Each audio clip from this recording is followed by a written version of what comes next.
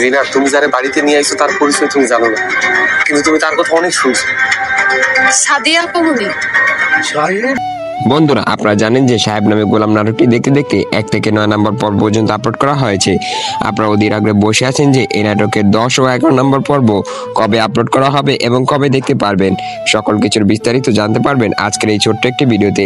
আজকে যদি আপনি ছোট্ট 2 মিনিট ভিডিও সম্পূর্ণ দেখেন তাহলে আপনাকে আর 10 ও 11 নম্বর পর্বের জন্য আর অপেক্ষা করতে হবে না। তাহলে বুঝতেই পারছেন আজকের ভিডিও টপিকটি কত গুরুত্বপূর্ণ।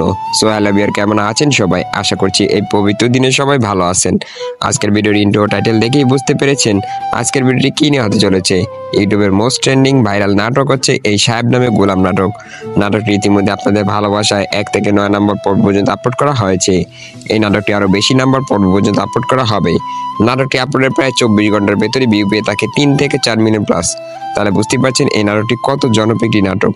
সো এখন জানাবো এই নাটকের 10 ও 11 নম্বর পর্ব কবে আসতে চলেছে এবং কবে আপলোড করা হবে। সেটা জানার আগে আপনি যদি এই চ্যানেল নতুন দর্শক হয়ে থাকেন, ভিডিওতে একটি লাইক করে চ্যানেলটি সাবস্ক্রাইব করে রাখুন, কারণ এখানে আমরা সকল প্রকার সকল ধরনের নাটকের আপডেট ভিডিও দিয়ে থাকি।